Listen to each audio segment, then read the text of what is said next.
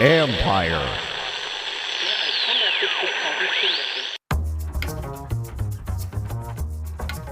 Hey babies, hey babies, hey babies. Hi everyone, hi everyone, hi everyone. Happy Wednesday, everybody. Day before the NFL draft. Wow, we've gotten here, guys. I'm going to spend this first segment with you going over Adam Peters and Lance Newmark's press conference from yesterday and pick out a few parts of it that kind of stood out to me as we get set for tomorrow's draft and the first and eventually in the Friday, the second round pick, before we get to all the day three stuff, because all of that stuff to me is just kind of like, I think it's just hard to project what they're going to do. And I just firmly believe you kind of just go with your gut with who you think best players available are at any particular position. And we can like pick and choose and talk about like what positions of need there could be there. Like if they don't take an edge early, if they don't take a corner early, if they don't take a receiver early, like they could go in that direction later. But I think it's just kind of hard to project. I want to focus back in on the first couple days of the draft and namely tomorrow, the first round pick at 29, where it is distinctly possible that we could end up having no pick. Adam Peters has openly stated that they are open to trading back into the second round if someone were to come up. They did hint a couple of times yesterday that they would be willing to trade up. I would think that that would be a really minor, marginal move to do something like that. Peters actually joked if Abdul Carter somehow hit 27, we would move up to do that. So I don't really project them doing anything like this with only 5 picks and already 2 used for the Laramie Tunsil trade from next year's draft. I have a hard time buying that they're going to give up more assets to move up for anything unless it's a really marginal move up a couple of spots for a very particular player. But they're open to anything, and it is very possible that tomorrow night we're not going to be talking about any draft pick, that if the right deal came their way at 29 that puts them back in the second round, the first pick they can make could be early in the second round as opposed to late in the first round. But let's just go on the assumption that that doesn't happen. They do take a player. And I thought this is where I really wanted to start with Peters and Newmark, which was talking about setting up their board and how they kind of think about what are they going to do off of their board and how they kind of think about all of the different players that are out there. And Callow and I were talking about this yesterday, and there are a number of players that seem to be viable. And you're going to hear from Ben Standig from The Athletic and the Last Man Standig podcast, where we talk about this too, where once you get past really 4 or 5 in the draft this year, where Cam Ward's going to go number 1, Abdul Carter's going to go very high, Travis Hunter's going to go very high, Will Campbell, the tackle out of LSU, is going to go very high, somewhere up there. Ashton Genty's going to go very high. Once you get past these names, and maybe into like the top, past the top 10 or even sooner, it is really going to be pick your flavor. And I actually thought like that's how we have felt kind of getting ready for this. There doesn't feel like there's a lot of obvious top tier talent to select. Ben and I will talk about this. We've talked about it on this show for months, but you don't know what the GMs think about it. And I believe there is kind of a consensus here. So I want to start with just the whole idea of they're putting together their board.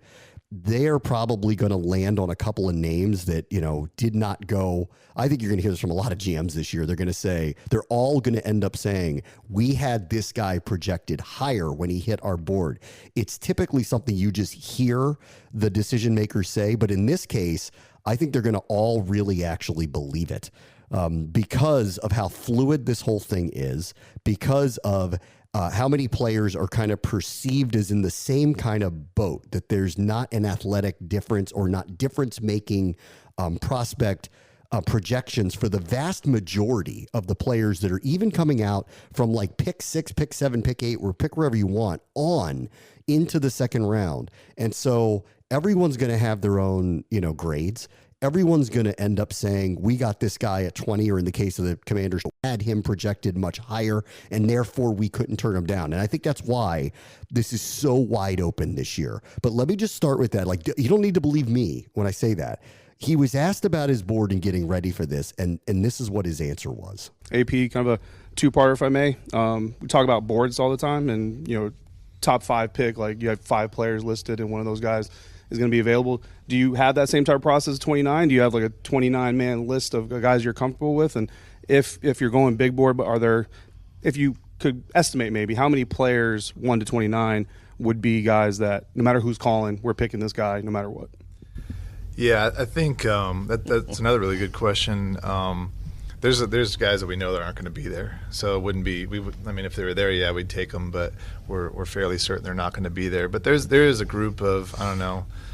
This draft is interesting just because very little certainty after the first 10 picks or so of who's going to go where and why and what's going to happen and all that. So we have to be ready for a lot of different guys to fall to us or to not fall to us. And so we have done that, where we've done an exercise where we just ranked this group of guys, however many it is. It could be 10, it could be 5, it could be 20 of, okay, will they be there?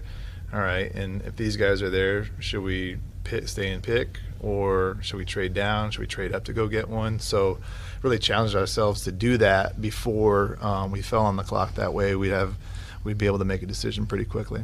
Okay, so that's Adam Peters on just basically confirming what we all kind of know about this draft. This is different. It doesn't mean they're not going to end up with a lot of really good players that are going to come out of it. Obviously, there's going to be Pro Bowlers. There's going to be Hall of Famers that are going to come out of this. But walking into it, there doesn't feel like there's a lot of obvious choices. And so here's the Commanders with the door kind of wide open. They reiterated this over and over, that they could go in many, many different directions with, obviously, like I've been describing it, as anything but quarterback, because it's the one thing they certainly do not need and would not select. Everything else is kind of open for debate. Could they use another receiver? Yeah, I'll get into that in a little bit. Could they use more offensive line help? Yeah. Is that the priority amongst all the position groups? Maybe, maybe not. Make your argument about it. But if the best guard or the tackle out of Oregon are there, like, why wouldn't you consider taking that at 29? Because it might be the right value. Do they need a running back? I've been stumping for running back, especially if it's someone like Travion Henderson or Omarion Hampton for the last few weeks. Henderson even more so than Hampton. I think he's a difference-making player, and that seems to be logical for them. Could they use another corner? Yeah. Would they start? I'm not sure. Could they use this linebacker? I suppose, but like, is Schlesinger going to bench? Going to end up putting Bobby Wagner on the bench? Like, I don't see that happening. Like in year one, could they use an edge rusher? Yeah, that seems to be an obvious need. What if the speed player out of the combine, the safety from South Carolina, is available, which doesn't feel likely, but what if he is? Like, yeah, they could go in that direction too. So the options are wide open for them, and I think it's why it's extremely hard to project what direction they're going to go. Part of this also was they were extremely active in free agency trades and acquiring players. Part of that was out of need. They needed to fill half their roster again, and part of it, once again, was I think that they surveyed the draft. They surveyed what their roster looked like, and I think that they recognized they weren't going to be able to fill a tremendous amount of the holes through the draft this time around. So here's Peters again on going back to the free agency period and what that did for them. Put a lot of pieces together as far as through free agency. Does that change some things as far as going into the draft to say, well, maybe we were going to go this way, but now we feel that we're a little stronger now that we may go a different way? Yeah, exactly. I think that's what that was the goal of it in free agency, was to do that, so we don't have to force something. And I think we put ourselves in a really good position to not force something, and really we have a lot of players that we think we can take, whether we sit at 29 or trade up, trade back. But we don't have to just say, okay, we need to look at these three, position X's or these two position Y's. We can look at all these guys across the board and say, okay, who's going to help us the most this next year and then for years to come. I think you have to prepare for every eventuality in the draft. You don't know who you're going to get in free agency. You have goals, and you have exciting hopes for guys. And the road, I would say, to the draft changes throughout the course of the scouting year.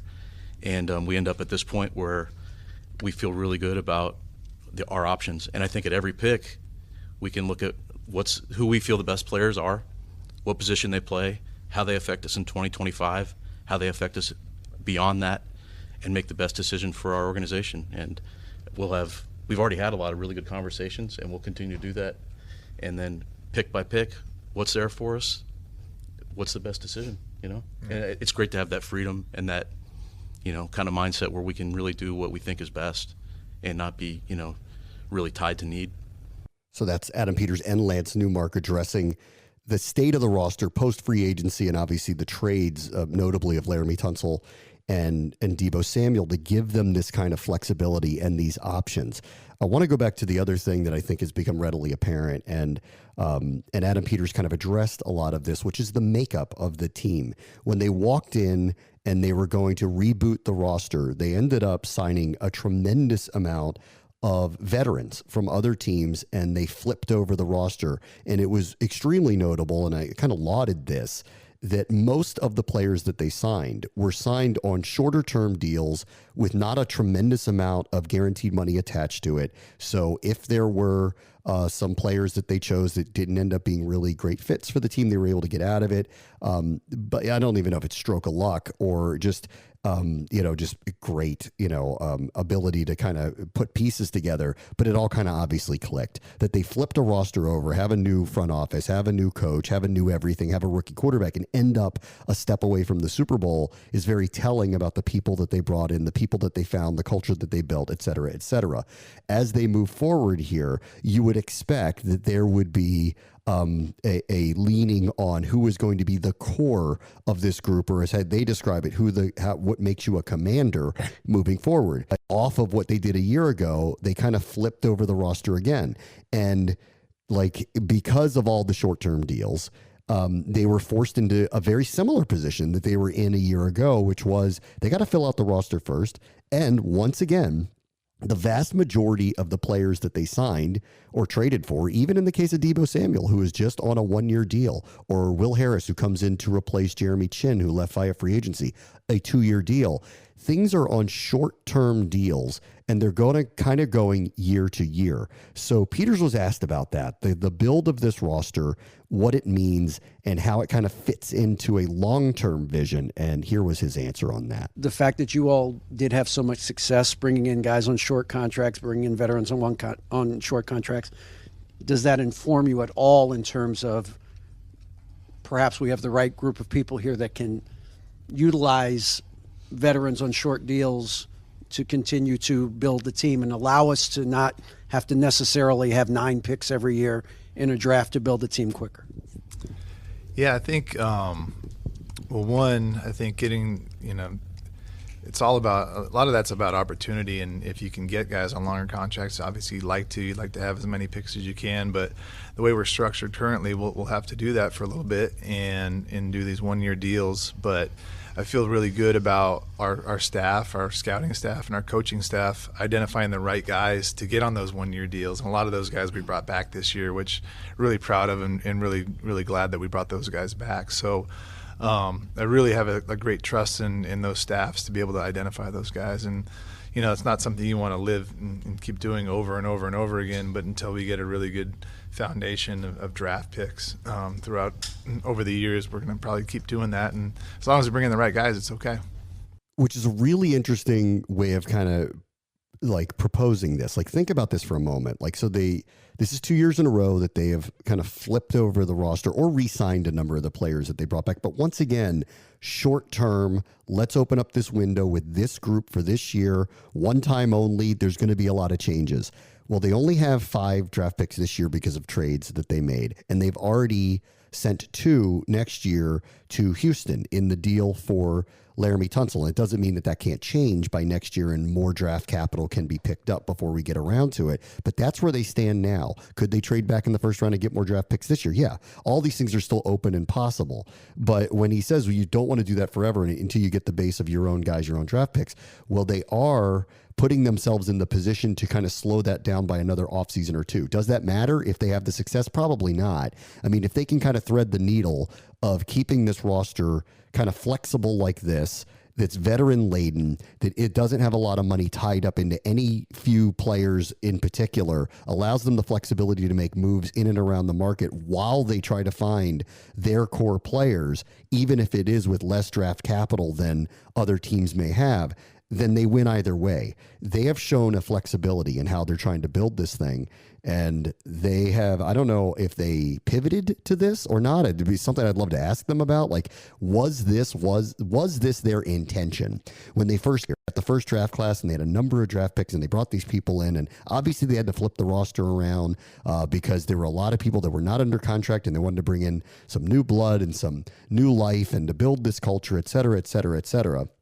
But did they think they would be sitting here this year and kind of looking at it exactly the same way? Or did they think that they were going to spend a little bit different? Like, remember, coming into this offseason, they had amongst the highest cap spaces among, the teams that were out there. And they spent a number of it by getting Tunsil, by getting Debo, by signing Kinlaw to a, what I would say like a mid-tier, but viable money type deal over the next couple of years, at least, if not 3. And so they've done a little bit of both, but they haven't done the swing for the fences things yet.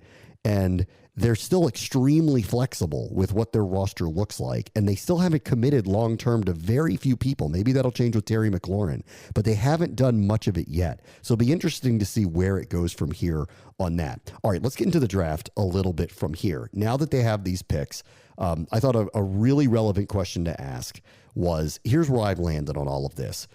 I don't know, and this is, I think, an important question. Are you okay taking a quote-unquote non-premium position in the first round of the draft? Wink, wink, would you take a running back? Essentially is the question here.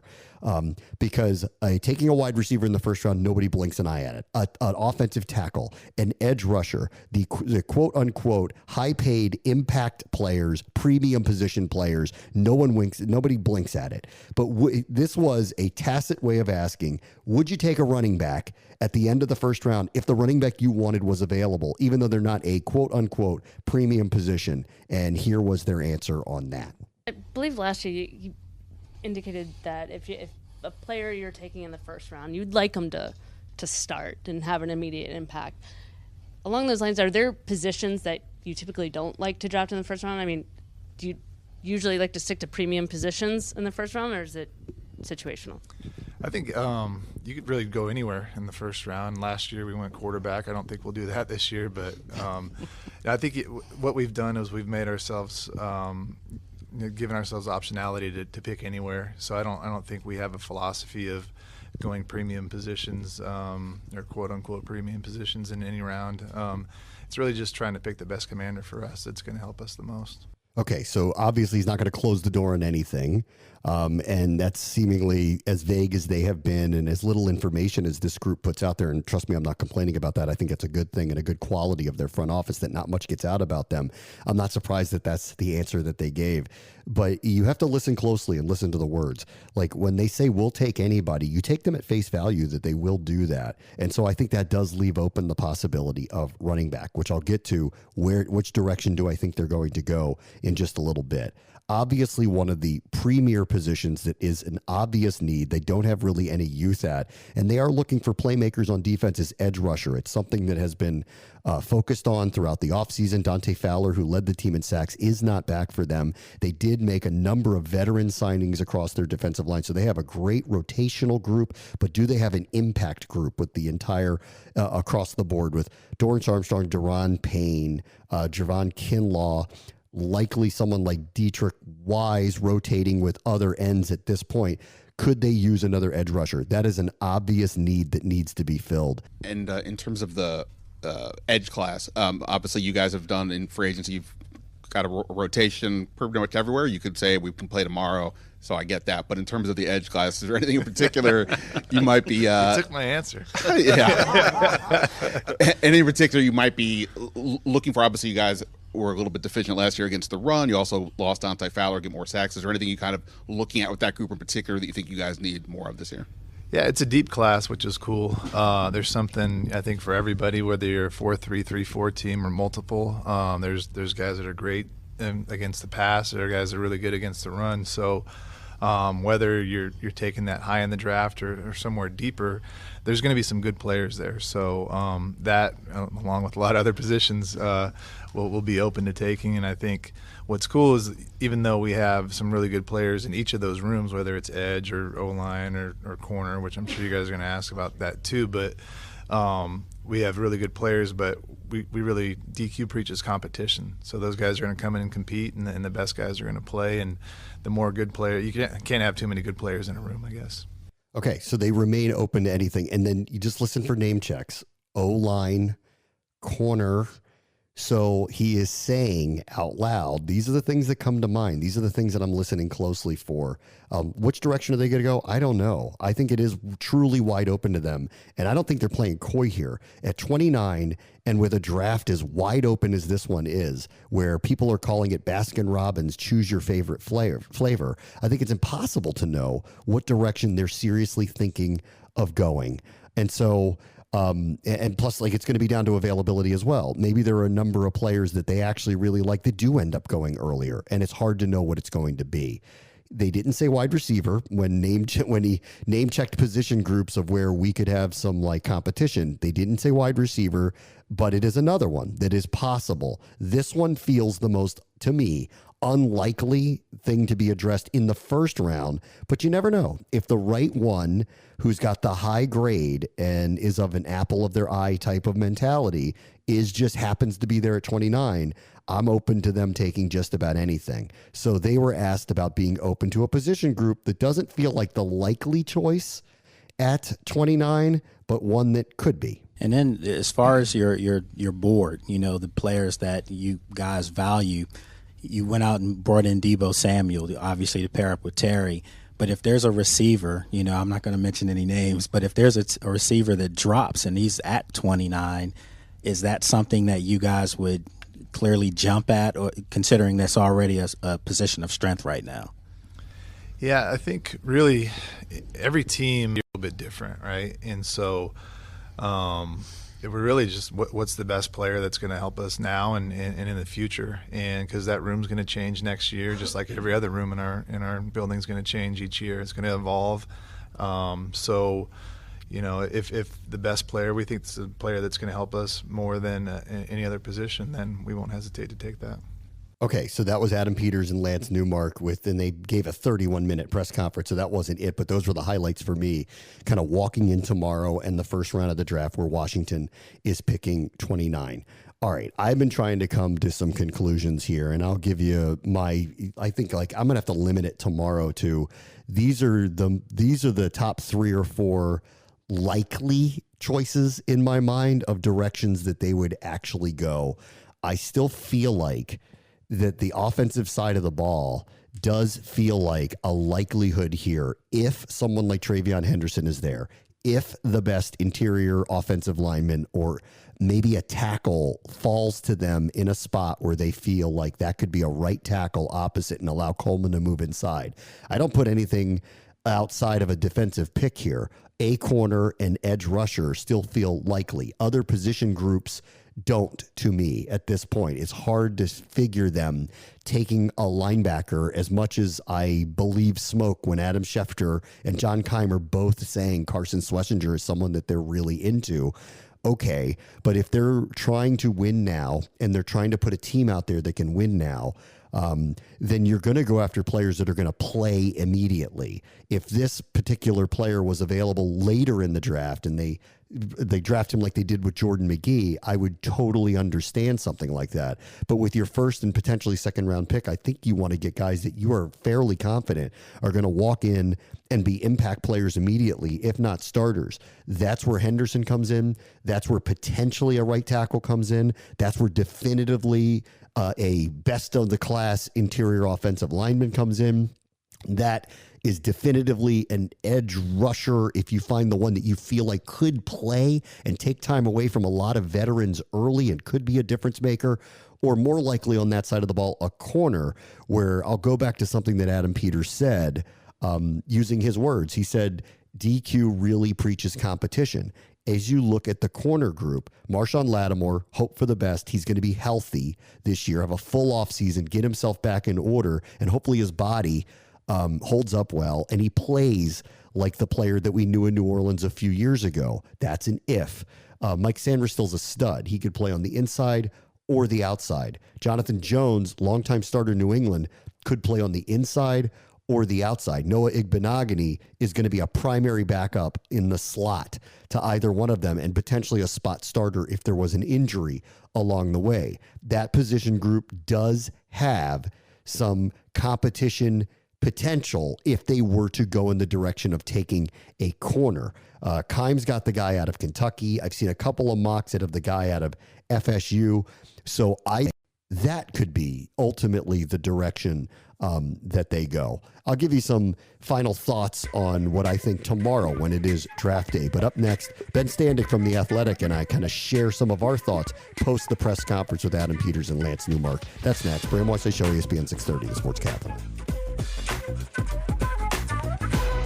Bet Online is the world's most trusted betting platform and your number one source for all your sports betting action. Baseball season is in full swing, and we've just started the NBA and NHL playoffs, which has more ways to stay in on the action with the latest odds, news, and scores, even live in-game betting while the games are being played. With the largest selection of odds on everything from the MLB, NHL, and the UFC, Bet Online remains the number one online source for all your sports wagering info.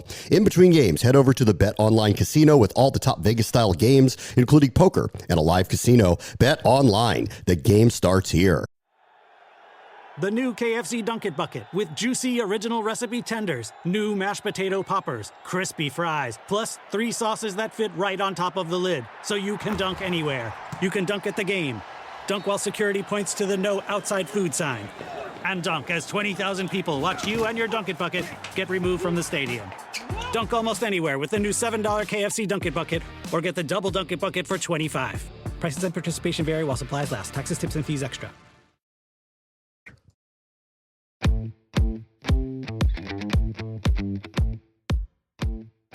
All right, here with Ben Standig of The Athletic, Last Man Standig podcast. Let's just cut to the chase. Available is obviously the question mark, but they're taking who, Ben? Yeah, I mean, as you can imagine, like I got a late start with my mock draft process this year because this team decided to keep winning games.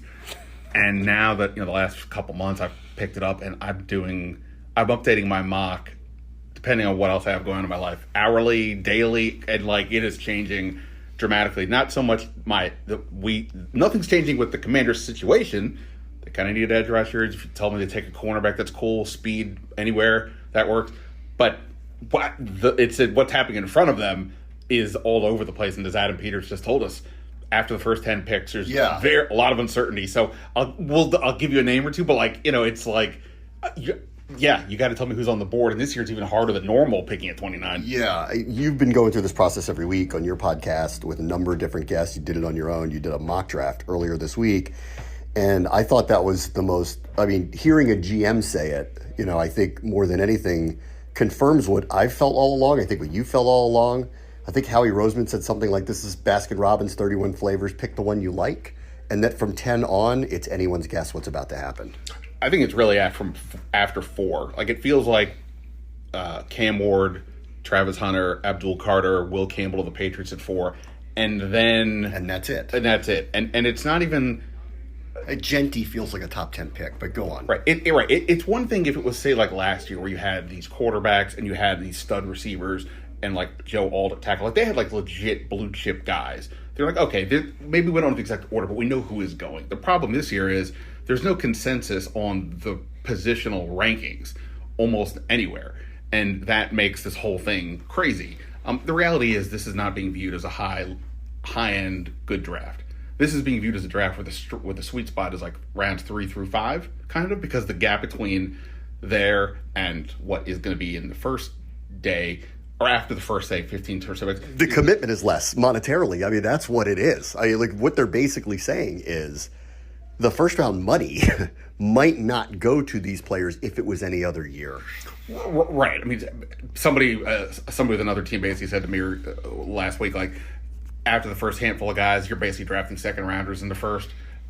Obviously, some of these guys will break out and become all pros, and some will not. That happens every single year. But that's where it's just a challenge in this particular year. I mean, the edge class, we obviously discussed that a lot for this team. I could do a mock draft scenario, and I have, where there's like 3 and 4 edges who go in the first 11 picks. And if that happens, now all of a sudden, the guys who we talk about here, possibly like Donovan Ezaraku at Boston College, James Pierce Jr. at Tennessee, whatever. Those guys may be all that's left or not even there themselves. On the other hand, if the edge rushers fall back, and again, nobody is like a clean prospect except for Abdul Carter, who's probably going third, there could be more of these guys back there if other positions start to go higher. So yeah, I mean, it's very tricky. The good thing is, like in the case of edge and if defensive tackle is, the draft runs deep there. So if somehow the 29, we all kind of get they need to improve the pass rush and help stop the run. If they don't like what they see at 29, they can wait in round 2 or round 4 where they have picks. There'll be other guys there. Do you subscribe to the theory of whether it's best player available or not, that what they need to do, considering they firmly believe the window is open for them, that 29 is a starter, regardless of position? I think so, but like, here's the fun thing, right? Like, take quarterback aside, there is almost no position where I would say, well, that person's not going, there's no room for that player to start. I mean, except when you see a name like Carson Schlesinger pop up, and then I go, well, they're not benching Bobby Wagner. Fair enough. Linebacker, there's only 2 guys that start. We think we know who those guys are. So that's fair. And yes, I know, like Schlesinger, since you mentioned him as a guy who's getting some late first round buzz. I don't know. We'll see. I mean, it's based on the value of the position. Generally, I wouldn't think so. But yes, for here specifically, that would be the case. And, maybe even say tight end, right? I mean, we think Zach Ertz and John Bates are the likely guys, but longer term play, Ertz is only, he's getting older, or he's older. Yeah, if things got weird and Tyler Warren was available, I think they would select him, but assuming he's not, regardless of where he goes, I look at that as an off the board position group. Yeah, but at the end of the day, the person's got to likely be able to play somewhere, whether that means they're the starter or they're in the rotation, so be it. Like a guy like Ezeraku, big time pass rushers, like 17 sacks last year, tackles for loss, all these things, really bendy edge guy, runs hard. He's a team captain, so he checks that box. But he's also pretty thin. I mean, he's like in the 240s. So he's not a guy that you're going to say, hey, go set the edge and stop Saquon Barkley. So they can work a guy like that in to have him, get ease in with the pass rush and then develop him over time. So they need guys that can play. And I would say, to me, edge and corner would be like the 2 most obvious things. I actually think the most interesting one is, and we were just sort of joking about this out in the hall or out in the other room, is, if a running back is there, like a Travion Henderson, I think we've talked about this before, you can't tell me that adding a guy like that, even with Robinson and even with Eckler, couldn't be the biggest move that this offense could make at this point. So I watch, obviously like you do, what they've done in the offseason. And I don't think it's any secret that they would like to get more explosive performance out of that position group. That's the position group they didn't do anything. I mean, they ran it back with tight end, I think because of options that were in front of them. There was no tight end to go out and get in free agency, and it doesn't appear as if the high-end tight end's going to be in the draft, so they're going to run it back with that group. They did nothing at running back. They brought everybody back. That's it. And I think we know that they're looking for more explosive playmakers. To me, spoiler alert, I think that's who they're taking, is Travion Henderson, if available at 29. God, when I obsess over these mock drafts, and I go with some principles, like certain positions, I'm just going to, the tiebreaker is going to go to them: offensive tackle, pass rusher, things like that. Running back typically is going to lose most of those head-to-head debates, but I mean, in this case with Travion Henderson specifically, if he gets past Denver at 20 and the Chargers at 22, I don't know that I see an obvious spot for him. Typically, you wouldn't think a team's going to jump ahead to take him. So if he's there, boy, that would be such a fascinating pick, because he's not just a runner, but he's good at that. He's not just a pass catcher, he's good at that. He's not just a shifty guy who can, make defenders miss, but he's also this pass protector, pass blocker that, like, I've never seen people gush over a running back in that role. Well, obviously, that's pretty important when you have number 5 in the pocket if you're going to trust a rookie. So he checks a lot of those boxes as well, also a team captain. So, yeah, if he's there, as my guilty pleasure pick, again, from a position value thing, that's my guy. But that's going to be the question. And also, this is a year with deep running back class. I mean, that doesn't mean you're going to get somebody as good as him. Obviously, that's the point of picking one. But if you wait till round 4, there'll be guys there that are, should be pretty good and maybe give you that 4.3 speed or whatever type of more explosiveness that you want. It's just more in a role player way. So the other position group that I look at, I think there's a distinct possibility that the best interior offensive lineman is on the board at 29 for them as well. So where are you on someone like Tyler Booker, or if you think it's someone else and those guys are available? That's not going to be a splashy pick. But to me, again, it goes back to my theory of this team thinks they can win right now. They're drafting a starter at 29 at whatever position group it is. So I'm all in on them taking tackle at 29. I mean, obviously, not left tackle. They've got that. And you think right tackle, okay, Brandon Coleman, he played a lot as a rookie, did fine stuff. They decided to upgrade at left tackle, fine. But you'd think he could be that guy. Well, look, he was a third-round pick. If you're telling me Josh Connerly from Oregon is there at 29, or somehow Josh Simmons from Ohio State, 100%, who would have been a top 15 pick prior to he got an ACL injury last year, I'm going to think very hard to make that pick because, again, the whole job is right now is protect 5.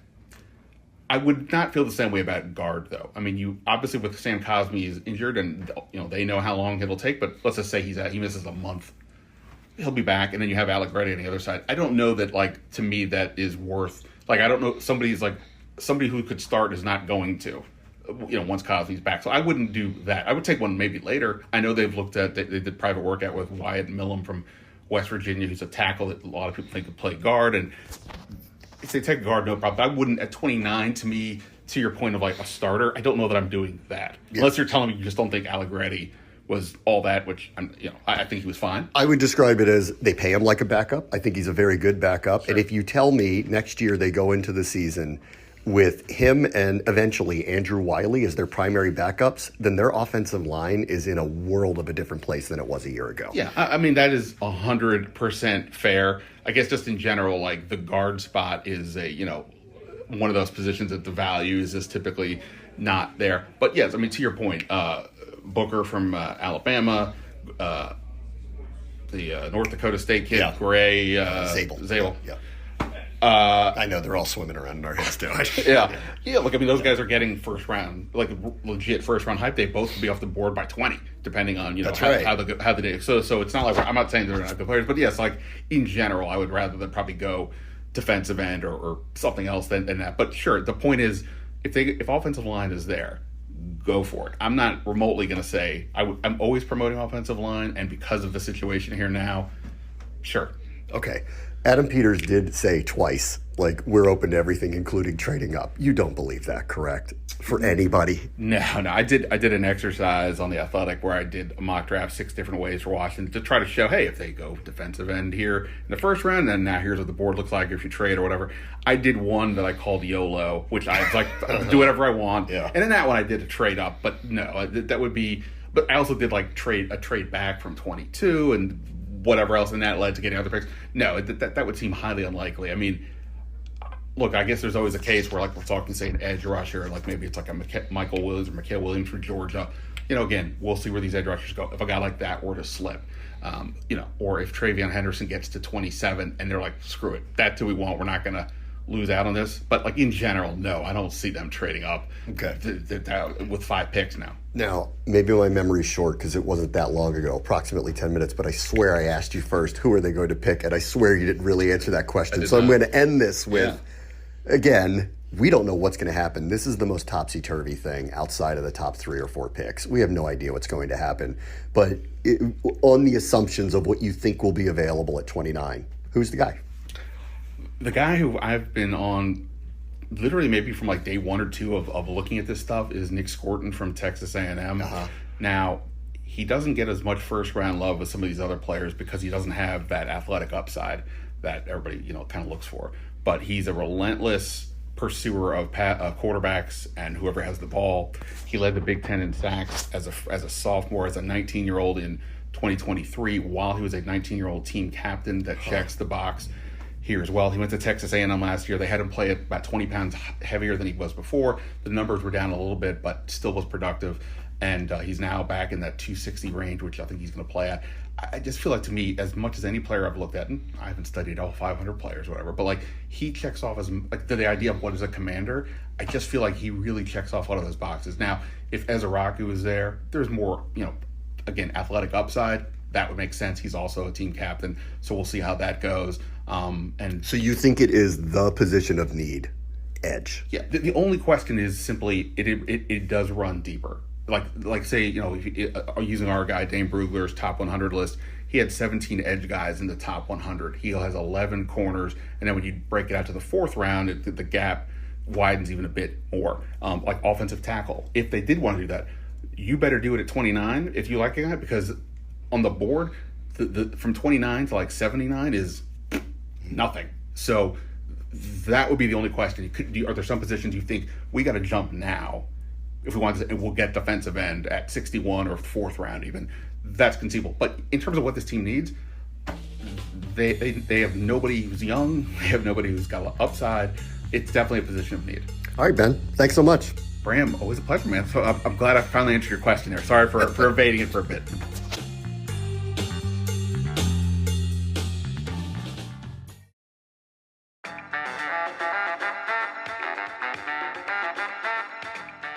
All right, Callow. Before I get into the Capitals game 2 with the Canadians tonight, what'd you make of Adam Peters? I've just spent the first 40 minutes going on and on about him not saying much about what they're going to do.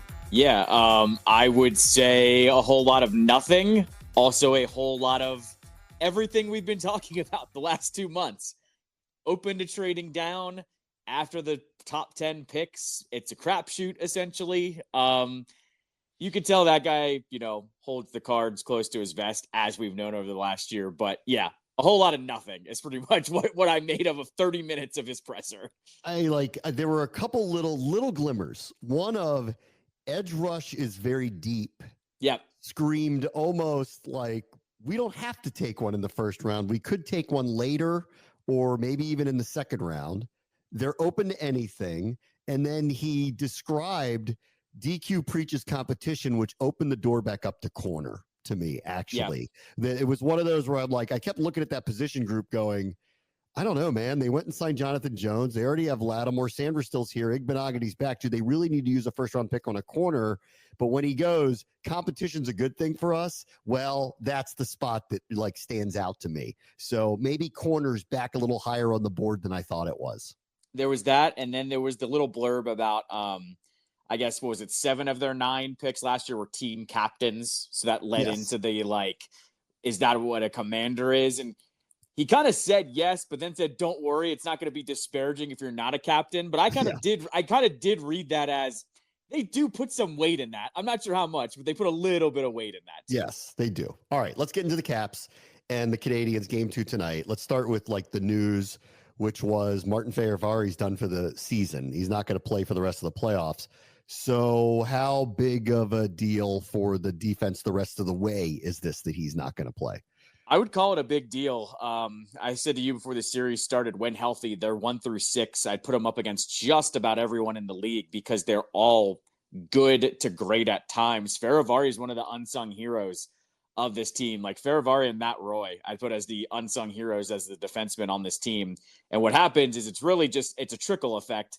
Now Alex Alexiev is going to be an every night player. He didn't play much this year, but if you remember, he got thrusted into that Rangers series last year because remember they went down to AHL amateur defensemen last year. So he's got a little bit of experience, but he also got hit in the face and had dental work done yesterday too. So I don't know, put me at a 4 out of 10 concern level with him being out for the series or, out for the playoffs. What I'll say is this too. It's kind of shocking. These guys play through everything. I was shocked that he actually opted for the surgery. It must mean he literally couldn't skate because these guys play through everything. So actually, I feel bad for him. I think Carberry said pretty much the same thing. He feels sorry for him because that had to be the option. Yeah. Okay. All right. So he's out. What's done is done. He obviously didn't play in game 1. Protas coming back would be a big deal at some point. I don't know if you know anything about what's going on with him. Do you think he's going to play game 2? What's your sense on him? I mean, Carberry literally said on Monday at morning skate, if he doesn't play in game 1, good shot he plays in game 2. So I kind of expect him to go here. Look, here's the thing too. It was a cut on his foot, right? So I don't know what the deal is with that. He also, skated yesterday. I know they're literally skating right now as we record, but he skated yesterday. He looked okay. I think he's going to go. And look, Anthony Beauvillier was the one that stepped in for him. He scored, and that's a trickle-down effect in a good way if he steps back in.